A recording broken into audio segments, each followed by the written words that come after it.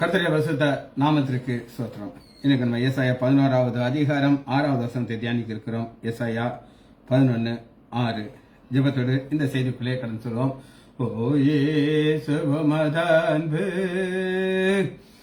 எத்தனை பெரியது, ஆகாயம் பூமி மலை யாலிகளுக்கெல்லாம் பெரியது. ஆகாயம் பூமி மலை அலிகளுக்கெல்லாம் பெரியது. ஓ இயேசுவுமது அன்பு அளவில்லா ஆனந்தத்தால் அகம் நிறைந்தது. ஆண்டவர் காரியங்கள் அதிகம் சிறந்தது. அன்றாடம் காலை மலைகளிலும் துதிக்க உகந்தது, துதிக்க உயர்ந்தது. அன்றாடம் காலை மலைகளிலும் துதிக்க உயர்ந்தது, துதிக்க உகர்ந்தது. ஓ இயேசுவுமது அன்பு சங்கட சமயங்களில் மங்கிய வாடுகிறேன், துங்கனை இறங்குமென எங்கிய நாடுகிறேன். பங்கமில்லாமல் பதிலளிப்பேன் என்றதால் பாடுகிறேன், என்றதால் பாடுகிறேன். பங்கமில்லாமல் பதிலளிப்பேன் என்றதால் பாடுகிறேன், என்றதால் பாடுகிறேன். ஓ இயேசுவுமது அன்பு இருளாம் பள்ளத்தாக்கில் மருகிய நடந்தாலும் அருமெந்த மேய்ப்பராய் அருகினில் இருப்பதாலும் கருணையம் எம்மை கரம் பிடித்து கர்த்தரை காப்பதாலும், கர்த்தரை காப்பதாலும் கருணையம் எம்மை கரம் பிடித்து கர்த்தரை காப்பதாலும், கர்த்தரை காப்பதாலும். ஓ இயேசுவுமது அன்பு குறையுள்ளோ நாளோம் கூடவே இருக்கின்றீர். நிறைவாம் புல் தரையில் மெதுவாய் நடத்துகிறீர்.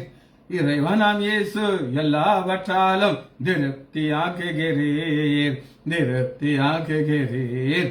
இறைவனாம் இயேசு எல்லாவற்றாலும் திருப்தியாக்குகிறீர், திருப்தியாக்குகிறீர். ஓ இயேசுவுமது அன்பு தேவனுடைய வீட்டில் சுத்த பாடி துதிப்பேன், இதயமுடன் என்றும் அதை மதிப்பேன். ஆராதிக்க இருக்கராமம் இயேசு. ஹல்லேலூயா ஆமென், ஹல்லேலூயா ஆமென். ஆராதிக்க இருக்கராமம் இயேசு. ஹல்லேலூயா ஆமென், ஹல்லேலூயா ஆமென். இயேசுவின் நாமத்தினாலே ஜெபங்கள் பிதாவே ஆமென். கர்த்தருடைய பரிசுத்த நாமத்திற்கு ஸ்தோத்திரம். லீலா அம்மாள் praise the lord, Selvi teacher praise the lord, Jayanthi அக்கா எங்க சம்பந்தி அம்மாள் praise the lord, Kavitha sister praise the lord, Nagarathnam அம்மாள் பிரைஸ் தி லார்ட், ஜானகி அம்மாள் பிரைஸ் தி லார்ட். கர்த்தர் நல்லவர். எல்லாருக்கும் என் ஆண்டவருடைய ஆசீர்வாதம். ஏசாயா 11வது அதிகாரம் 6வது வசனத்தை நம்ம தியானிக்க இருக்கிறோம். அப்பொழுது ஓநாய் ஆட்டுக்குட்டியோடு தங்கும், புலி வெள்ளாட்டுக்குட்டியோடு படுத்துக்கொள்ளும், கன்று குட்டியும் பாலசிங்கமும் காலையும் ஒருமித்து மேயும், ஒரு சிறு பையன் அவளை நடத்துவான். ஓநாய் wolf.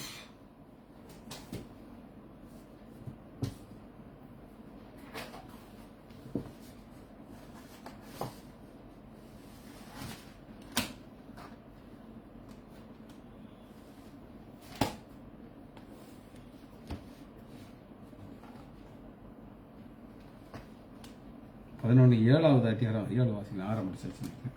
Right. Line, LION line 7வது வசனத்தை உங்களுக்கு வாசிக்கிறேன்.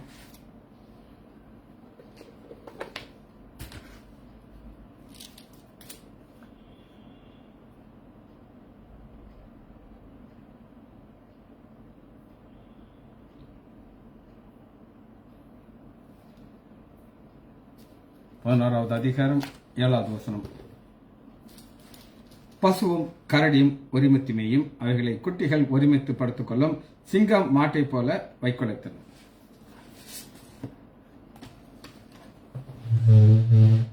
lion, Lion, lion. Aris, Ari, Aris. Right. உங்களுக்கு 11வது அதிகாரம் 6வது வசனத்துல ஒரு லயனுக்கு லியோன் அப்படின்னு காமிச்சேன். அது கிரேக் வார்த்தை, LEON. எங்க நான் பார்க்குற ஆரிஸ்ங்கிறது என்னன்னா இது ஒரு ஹீப்ரு எபிரேய வார்த்தை. ஸோ லயனுக்கு ஆரிஸ், அது ஆரிஸை நம்ம பார்க்க இருக்கோம். இந்த ஆரிஸ்ங்கிறது என்னன்னா full ground line, full ground line. ARI, Ari, ARI, Ari, Ari.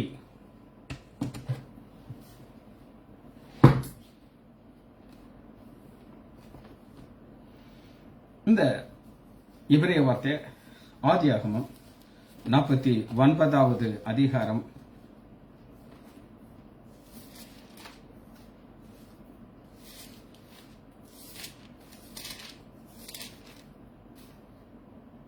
9வது வசனம். ஆதியாகமம் 49:9. யூதா பால சிங்கம், நீ இரையை கவர்ந்து கொண்டு ஏறி போனாய், என் மகனே சிங்கம் போலும். இந்த சிங்கங்கிறது ஃபுல் கிரவுண்ட் லயன். இன்னொரு வார்த்தை இருக்கு குர், GUR, GUR, குர். மேல ஒரு ஆரோ போட்டுங்க, குர், யூவா கொஞ்சம் மேல ஏத்தி குர்.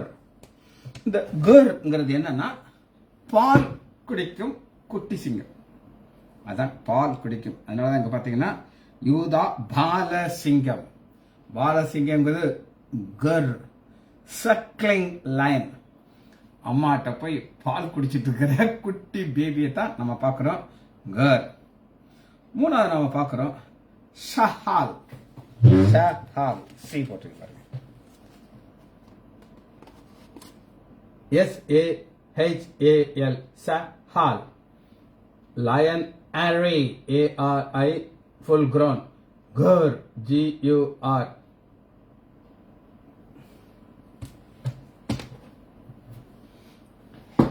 மூணாவது நம்ம பார்க்க இருக்கிறோம் சஹால், சஹால். இந்த சஹால் என்ன அப்படின்னு நீங்க கேட்டீங்கன்னா ஓசியா 5வது அதிகாரம்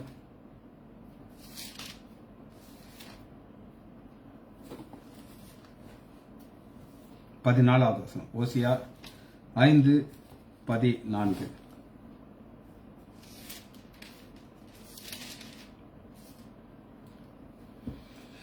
நான் எப்ராயிமுக்கு சிங்கம் போல, ஒரு ஓமையாக சொல்லும்போது அதை நம்ம எப்படி பார்க்கிறோம்னா சஹால், ஒரு ஓமையாக பார்க்கிறோம். சிங்கம் போலவும் யூதா வம்சத்திற்கு பால சிங்கத்தையும் போல் இருப்பேன், நானே அவளை பீறிட்டு தப்பிப்பட்டேன். ஆண்டவர் தன்னை ஒரு கோபம் உள்ள ஒரு காட்டின் ராஜாவாக காட்டுகிறார். காட்டுக்கு ராஜானா ராஜா தான், ஆனா காட்டுக்கு ராஜா கோபம் உள்ள ஒரு கடவுளை நமக்கு பார்க்கிறோம். சரி, நியாயாதிபதிகள் 14வது அதிகாரம் 5வது வசனத்துல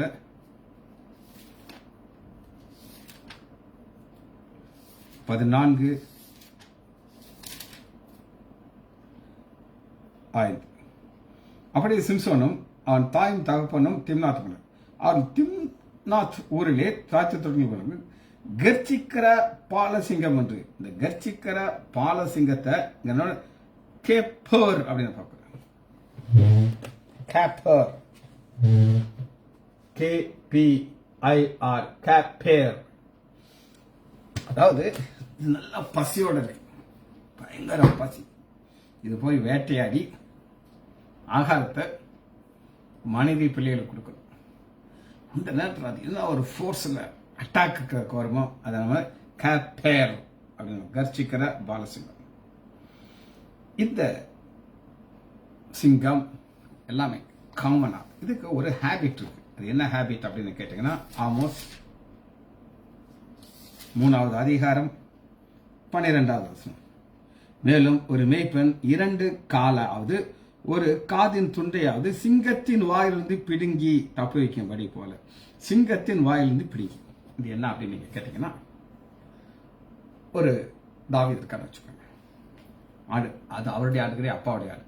அதுபோல அநேகர் கூலிக்காக ஆடுகளை மேய்ப்பாங்க. அந்த சொல்ற கூலிக்காக மேய்க்கிறவன் விட்டுட்டு ஓடி போயிடுவான்னு சொல்லி அவன் திடீர்னு என்ன செய்வான் அப்படின்னு கேட்டீங்கன்னா, எஜமாட்ட வந்து சொல்றான், ஐயா ஒரு சிங்கம் வந்து ஒரு ஆடை கடிச்சு துப்பிட்டு போயிடுச்சு அப்படின்னு சொன்னான்னா, அதுக்கு எவிடன்ஸா இந்த சிங்கத்தின் வாயிலிருந்து விழுந்த ஆட்டு காது, ஏதாவது ஒரு ஆட்டுடைய ஒரு பார்ட்டை அவன் எவிடன்ஸா கொண்டது காட்டும்.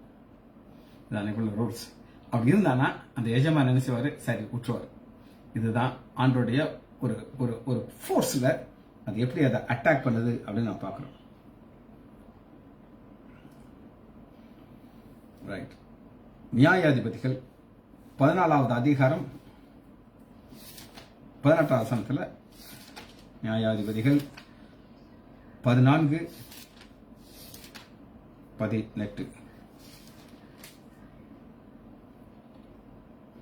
ஆகையால் 7ஆம் நாள் பொழுது முன்னே அந்த ஊர் மனுஷர்கள் அவனை நோக்கி, தேனை பார்க்கிலும் மதுரமானது என்ன, சிங்கத்தை பார்க்கிலும் பலமானது என்ன? ஒரு விடுகதையில சிங்கத்தை விட பெரியது என்ன? அவங்களுடைய லெவல்ல சிங்கம் அது ஆரி அல்லது கர், சஹால், காப்பர், இந்த எல்லா சிங்கத்தினுடைய டிஃபரெண்ட் லெவல்ல விட பவரானது என்ன அப்படின்னு சொல்லி ஒரு கேள்வியை பார்க்கணும். சரி, வசனத்தை அடுத்து பார்க்க போகிறோம்.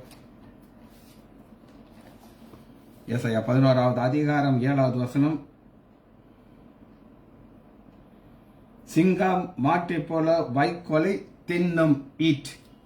ஈட்டுங்கிறதுக்கு ஒரு ஹீப்ரு வேர்ட், எபிரேய வார்த்தை என்ன அப்படின்னு கேட்டீங்க, அக்ஹால். அக்ஹால், மேல ஒரு கோடு போட்டு மேல ஒரு கோடு, அக்ஹால், KAL, அக்ஹால், அக்ஹால், அக்ஹால், ஈட், ஃபுட். இந்த ஆதியாகமத்துல 3வது அதிகாரம் 6வது வசனத்துல இந்த ஈட்டை நீங்க பார்க்கலாம். 3வது அதிகாரம் 6வது வசனம், அப்பொழுது ஸ்திரீயானவள் அந்த விருட்சம் புசிப்புக்கு நல்லதும் பார்வைக்கு கண்டு கனியை பறித்து புசித்து அவனும் புசித்தான். இந்த புசிக்கிறதுக்கு அக்கால், ஈட்.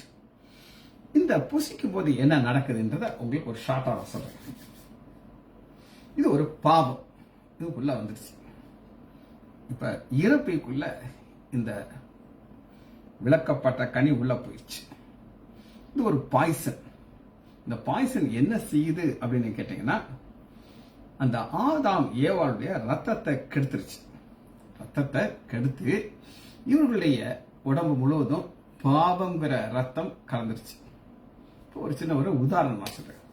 ஒரு டெக்ஸ்டைல், அது சாரி டெக்ஸ்டைல், ஒரு மணி நேரத்தில் ஒரு 1000 சாரி டக்க டக்க டக்க டக்கன்னா அது அப்படி தயாரிச்சு அதாவே ஆட்டோமேட்டிக்கா நம்ம ஃபிக்ஸ் பண்ணிட்டாங்கன்னா வெளியே வந்துகிட்டே இருக்கும்.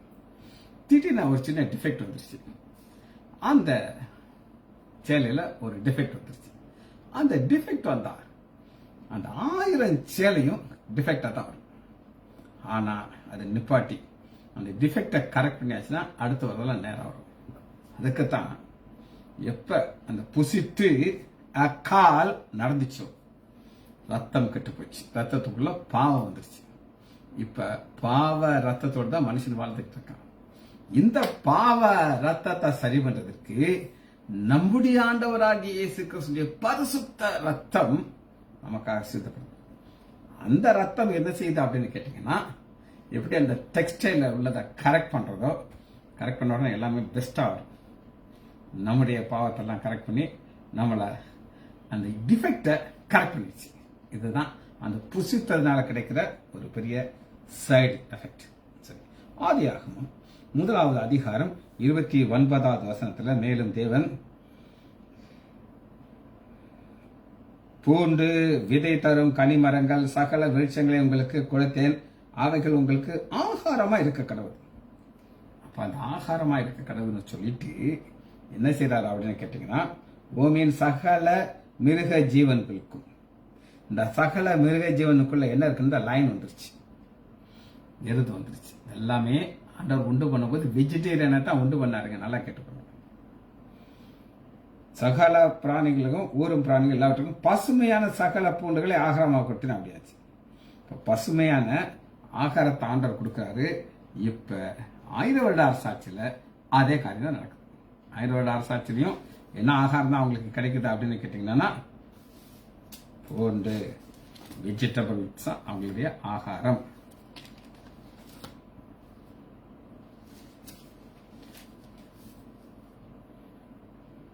பதினொன்று 7 சிங்கம் மாட்டை போல் வைக்கோலை தின்னும். சரி, கடைசியாக நான் பார்த்து படிக்க போல ஆக்ஸ் எருது. ஆக்ஸுக்கு போயுஸ் போயுஸ் BOUS போயுஸ் போயோஸ் ஆக்ஸ் BOUS போயுஸ் போயுஸ் போயோஸ்.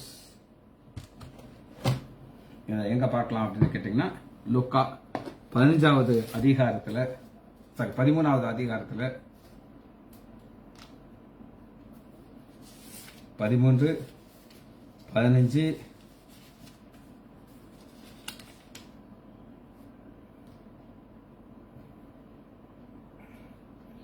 மாயக்காரனே. இந்த ஓய்வு நாள் கொடுத்து ஆண்டவர் ஒரு பாயிண்ட் போடுறாரு. எங்கனால அடி வாங்கிடுவாங்க. உங்களில் எவனாகிலும் ஓய்வு நாள் தன் இருதையாவது தன் கழுதையாவது தொழுவத்திலிருந்து ஆவலித்து விட்டு அதற்கு தண்ணீர் காட்டுறது இல்லையா? அன்னைக்கு ஓய்வு நாளப்பா ஆடு எருது நீ கொயட்டா இருக்கணும் பார்த்துக்கோ. ஓய்வு நாளே உனக்கு சாப்பாடு கிடையாது, அவுத்து விட மாட்டேன், விட்டா அது செத்து போயிடணும். அது நல்லா தெரியும்.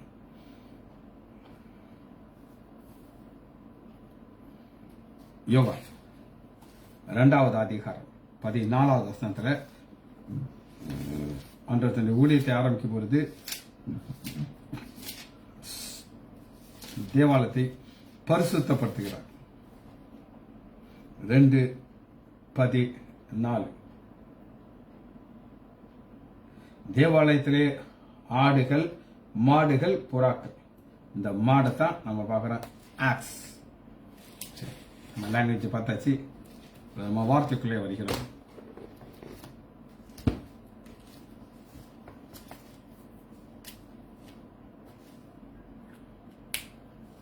பதினோராவது அதிகாரம் 7வது வசனம் பசுவும் கரடியும் கொடிமையும்.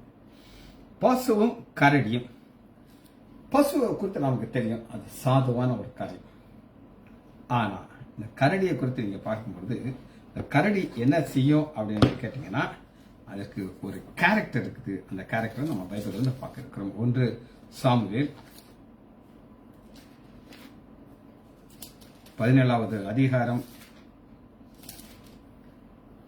23வது வசனம்.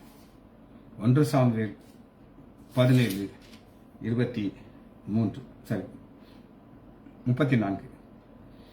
தாவீது சவுலை பார்த்து இப்ப ஒரு யுத்தத்துக்கு ரெடியாகிறாங்க. ஒரு பக்கம் கோலியாத் சைஸ் எல்லாம் பார்த்தா ஆச்சரியமா இருக்கு. இன்னொரு பக்கம் தாவீது குட்டியா இருக்காரு. அப்ப தன்னுடைய எக்ஸ்பீரியன்ஸ் சொல்றாரு.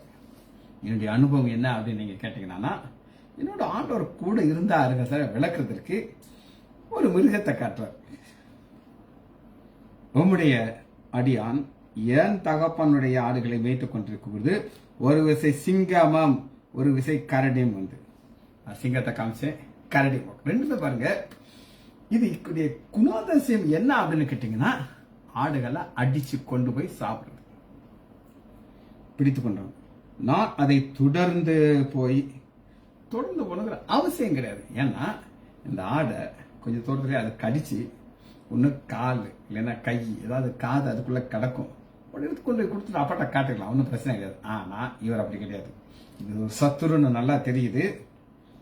என்மேல் பாய்ந்தது, நான் அதன் தாடியை பிடித்து அதை அடித்துக் கொண்டு அந்த சிங்கத்தையும் அந்த கரடியையும் உம்முடைய அடியானாகிய நான் இந்த பிளிச்சுடைய கை குறி. அப்ப வழக்கமாக 100 ஆடு இருந்தான்னா ஒரு ஆடு கொண்டு போயிடாச்சுன்னா -199 கணக்கு முடிச்சிருவாங்க. நான் தாவீதுக்கு அந்த மைனஸ்ங்கிறது பிடிக்காது. இது ஆண்டவருடைய ஆடு, நான் ஒரு ஊழியக்காரன், நான் தொடர்ந்து போவேன். என்னை அதை ஒன்றும் செய்யாது அப்படின்னு சொல்லிட்டு அவன் தேவனுடைய பின்னும் தாவீது என்னை சிங்கத்தின் கைக்கும் கரடியின் கைக்கும் தப்புவித்த கர்த்தர், என்னுடைய கெப்பாசிட்டி இல்லை, என் கர்த்தர் என்னை தப்புவித்தார், அதே கர்த்தர் என்னோட கூட இருக்கார். அப்ப ரெண்டு மிருகத்தினுடைய தன்மை என்ன அப்படின்னு கேட்டீங்கன்னா, அழிக்கிற தன்மை, டிஸ்ட்ரக்ஷன் பவர். பசு ஒரு சாதுவானது, அதுக்கு சண்டை போட தெரியாது. சரி, இந்த வசனத்தை நான் திரும்ப உங்களுக்கு வாசிக்கிறேன். சிங்கம் மாட்டை போல வைக்குலத்து. ஒரு நாஸ்திகன் இந்த வசனத்தை வாசிக்கிட்டு ஒரு பாஸ்வோட சண்டைக்கு போயிருக்கான். என்ன சண்டைக்கு போயிருக்கான்னா, ஏயா நீங்க என்னத்தை எழுதினாலும் நாங்க நம்பணும்னு நினைக்கிறியா? இது ரெண்டுமே ஒன்னா மேயுமா?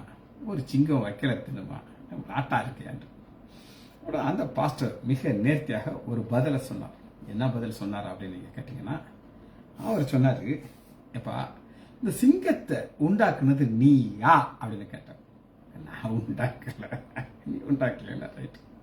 அப்ப அந்த கிரியேட்டர் ஒரு இருதயத்தை கொடுக்கிறார். அது என்ன இருதயம்னா, அனிமல்ஸ் போய் சண்டை போட்டு சாப்பிடணும். ஆனா அதே கிரியேட்டர் 1000 வருட அரசாட்சியில் ஒரு காலத்துல அந்த இருதயத்தை மாற்றுறாரு, ஹார்ட் டிரான்ஸ்பிளான்ட் பண்றாரு. பண்ணி என்ன செய்யறான்னா, வெளியில பார்த்தா அது எப்படி இருக்கணும், சிங்கமா இருக்கும். ஆனா உள்ள ஒரு மாட்டுடைய இருதயத்தை வச்சுட்டாரு. உள்ள இருக்கிற மாட்டுடைய இருதயம் என்ன சொல்லும் அப்படின்னு கேட்டீங்கன்னா, யாரையும் அடிச்சு சாப்பிடக்கூடாது, நம்ம வைக்கோலத்தான் நம்ம சாப்பிடணும்னு சொல்லணும்னு சொல்லி அப்படி ஒரு எக்ஸ்பிளனேஷன் கொடுத்தாங்க. சரி, அது ஒரு பக்கம் இருக்கட்டும். இதனுடைய காரணம் என்னன்றதை நம்ம பார்க்க போறோம். எப்படி இது மாறிச்சு வாசிப்போமா? வெளிப்படுத்துது 20வது அதிகாரம் 2வது வசனம். இங்கதான் பிரச்சனைக்கு ஆன்சர் இருக்கு. வெளிப்படுத்துது 20வது அதிகாரம் 2வது வசனம்.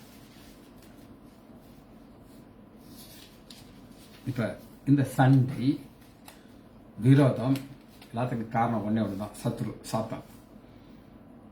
வெளிப்படுத்த 20வது அதிகாரம் 2வது வசனம். பிசாசு என்றும் சாத்தான் என்றும் சொல்லப்பட்ட பழைய பாம்பாகிய வலு சர்ப்பத்தை அவன் பிடித்து அதை 1000 வருடம் அளவு கட்டி வைத்து,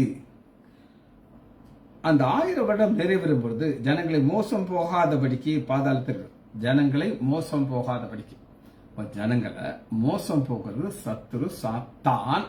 இந்த சாத்தான் இப்ப கட்டி வைக்கப்பட்டுச்சு. இப்ப ஒரு 1000 வருட அரசாட்சி ஆரம்பிக்குது. அதன் பின்பு ஒரு கொஞ்ச காலம் விடுறாங்க. இப்ப பாருங்க 1000 வருட அரசாட்சி ஆரம்பிச்சிச்சு.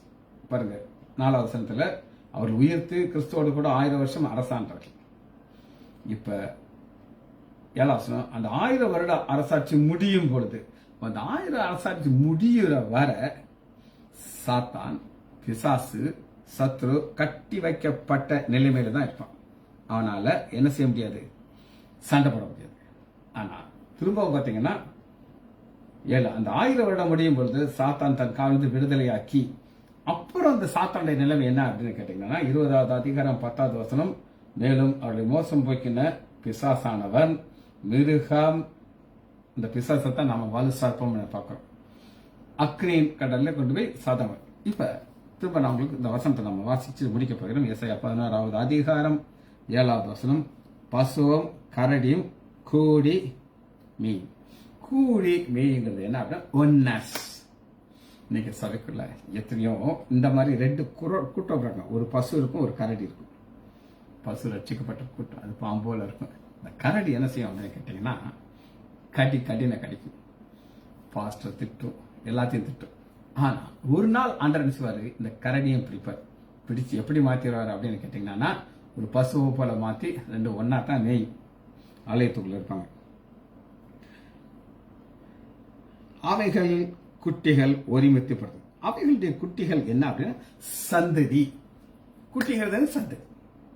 இப்ப தகப்பன் அந்த பிள்ளைகளுக்கு என்ன சொல்லிக் கொடுக்கிறாரோ அதுதான் அந்த பிள்ளையை செய்யும். அப்பா சபையில இருக்கிற பாஸ்டர் திட்டிக்கிட்டே இருந்தானா அந்த பிள்ளையை என்ன செய்யும், திட்டும். அப்படித்தானுங்க. என்னுடைய ஒரு சொந்தக்கார பிள்ளை, குட்டி புட்டி பொம்பளை பிள்ளை, கெட்ட வார்த்தை போட்டு பேச ஆரம்பிச்சிருச்சு. பார்த்தா அம்மா அந்த வார்த்தை யூஸ் பண்ணியிருக்காங்க. அந்த பிள்ளை கவனமா அதை கேட்டு கேட்டு கேட்டு கேட்டு இந்த பேட் வேர்ட்ஸ் யூஸ் பண்ண ஆரம்பிச்சிருச்சு. கொஞ்சம் வளர்ந்தது அம்மா வார்த்தை நிப்பாட்டிட்டு இந்த பிள்ளையும் பேச மாட்டேங்குது. அப்ப இந்த குட்டிகள்ங்கிறது யார் அப்படின்னு கேட்டீங்கன்னா, எந்தெந்த சபையில இருக்கிற மக்கள் இந்த சிங்கம் போல எல்லாரையும் இவனை விழுங்கலாமோன்னு சொல்லி சுத்தி சுத்தி தீர்றான் பாத்தீங்களா. இப்ப அந்த குட்டிகளுக்கும் ஒரு மாறுதல் கொண்டு வருது. சிங்கம் மாட்டை போல வைக்கோல் தின்னும். திரும்ப அந்த வசனத்தை வாசி இதை நான் உங்களுக்கு முடிக்க போயிடுறேன். தின்னுங்கிறது முதல் அதிகாரம் ஆதியாகமம் 30வது வசனத்துல அந்த ஆசீர்வாதத்தை நம்ம பார்க்க போறோம். 1:30 பூமியில் உள்ள சகல மிருக ஜீவன், சகல மிருக ஜீவனுக்குள்ள சிங்கமும் வந்துருச்சு.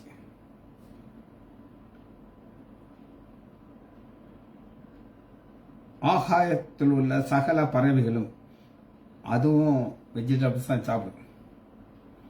பூமியின் மேல் ஊறும் பிராணிகள் எல்லாவற்றுக்கும் பசுமையான சகல பூண்டுகளை ஆகாரமாக கொடுத்தேன்.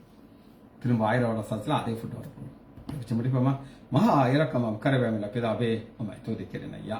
நன்றி நன்றி நன்றி. உடைய அன்பு பெறுது, இரக்கங்கள் பெறுது, கிருபைகள் பெறுது. பிள்ளைகள் ஒவ்வொருவரையும் என் ஆண்டவராகிய இயேசு கிறிஸ்துவின் நாமத்தினாலே ஆசீர்வதிக்கிறேன்.